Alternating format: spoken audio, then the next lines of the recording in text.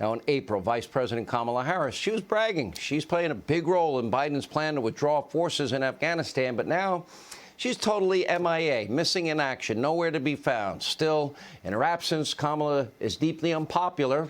NBC News showing the lowest poll numbers of any vice president since Al Gore. Says a lot.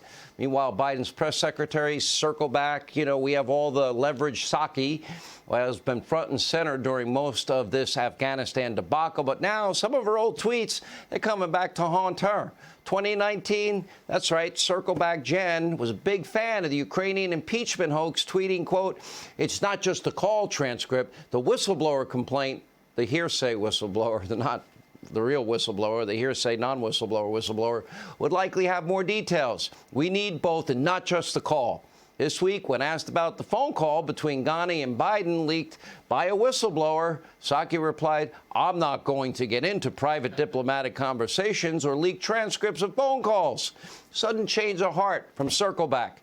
And always the honest and forthright press secretary, Jen Circle Back. Yeah, you need to own your own lying. Here with reaction, co-host of Outnumbered, former press secretary Kayleigh McEnany, along with Fox News contributor Lara Trump.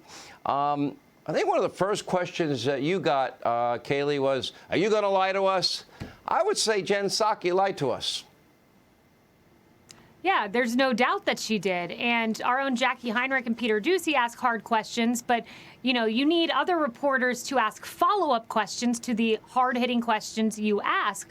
Why did not a single reporter in the room raise that tweet to her? I can tell you with certainty that clown show named Jim Acosta would have read to me word for word. If I had a tweet like that, I would have had to respond. It's blatant hypocrisy. It's political convenience.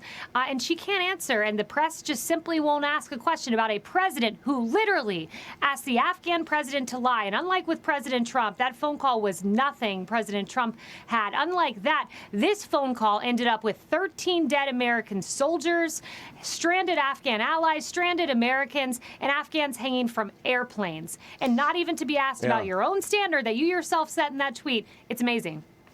You know, Laura, one thing I will say is that the world, when Donald Trump said it, maybe he wasn't as diplomatic as some of the mob and the media. They feigned the vapors every time a tweet went out. Oh, my gosh, the tweet. But the world, after beating Soleimani, the Caliphate, Baghdadi, and associates, and taking out the al-Qaeda leader in Yemen, they feared your father-in-law. They respected your father-in-law, and they believed your father-in-law. That's why no American died for 18 months. Look, how do you look at the comparison? I mean, how do you even compare the two? They are polar opposites, Sean. You're right. I mean, you just heard from former Secretary Pompeo there. It was a completely different ballgame when Donald Trump was in the White House. There is a reason that we could make deals with people like China. It's because they believed that Donald Trump meant what he said. There is a reason that people did not mess with the United States of America. It's because they knew if they did, we would retaliate. Now, what do we have? We have a president who makes us look ridiculous on the world stage, is an embarrassment, can't get through a speech without a teleprompter, avoids the press, much different as well. If you compare that with Donald Trump, who took on every single question he was asked at every opportunity, every time he went to Marine One, every chance he got, he was incredibly transparent, Laura, possibly the most transparent president in history. More, people would argue he talked to the press more than he should have. They didn't deserve all that time. That's probably right. And now we're embarrassed. Now our country looks weak. And now, unfortunately, because we have let a terrorist organization take over a country, not only is America less safe, but the entire world now is less safe thanks to Joe Biden.